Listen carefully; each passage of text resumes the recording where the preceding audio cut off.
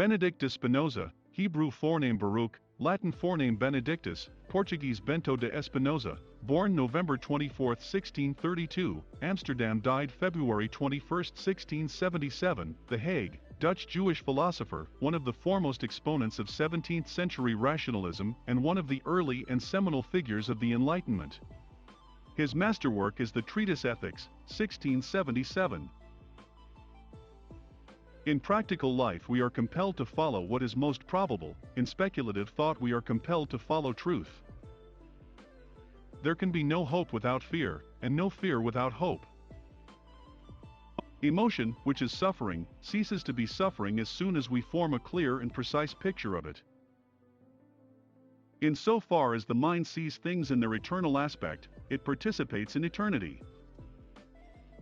Be not astonished at new ideas, for it is well known to you that a thing does not therefore cease to be true because it is not accepted by many. Fame has also this great drawback, that if we pursue it, we must direct our lives so as to please the fancy of men. Peace is not the absence of war, it is a virtue, a state of mind, a disposition of benevolence, confidence, justice. The more clearly you understand yourself and your emotions, the more you become a lover of what is. Be not astonished at new ideas, for it is well known to you that a thing does not therefore cease to be true because it is not accepted by many. I do not know how to teach philosophy without becoming a disturber of the peace. The highest activity a human being can attain is learning for understanding, because to understand is to be free. Sin cannot be conceived in a natural state, but only in a civil state, where it is decreed by common consent what is good or bad. So long as a man imagines that he cannot do this or that, so long as he is determined not to do it, and consequently so long as it is impossible to him that he should do it. The greatest pride, or the greatest despondency, is the greatest ignorance of oneself. Sin cannot be conceived in a natural state, but only in a civil state, where it is decreed by common consent what is good or bad. If men were born free, they would, so long as they remained free, form no conception of good and evil. For peace is not mere absence of war, but is a virtue that springs from a state of mind, a disposition for benevolence, confidence, justice. Nothing in the universe is contingent, but all things are conditioned to exist and operate in a particular manner by the necessity of the divine nature. Men govern nothing with more difficulty than their tongues, and can moderate their desires more than their words.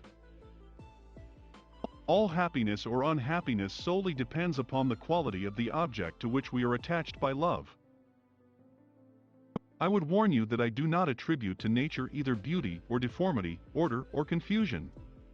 Only in relation to our imagination can things be called beautiful or ugly, well-ordered or confused. I have made a ceaseless effort not to ridicule, not to bewail, not to scorn human actions, but to understand them. How would it be possible if salvation were ready to our hand, and could without great labor be found, that it should be by almost all men neglected? But all things excellent are as difficult as they are rare.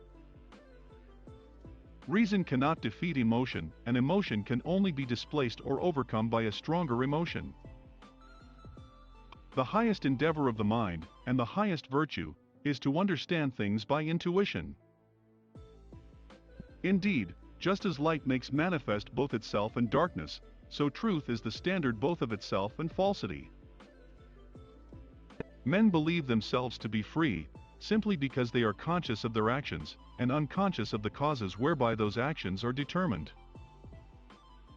One and the same thing can at the same time be good, bad, and indifferent. Example, music is good to the melancholy, bad to those who mourn, and neither good nor bad to the deaf.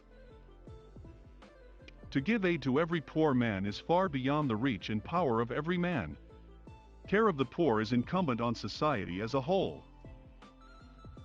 Emotional distress and unhappiness have their origin mostly in excessive love toward a thing subject to considerable instability.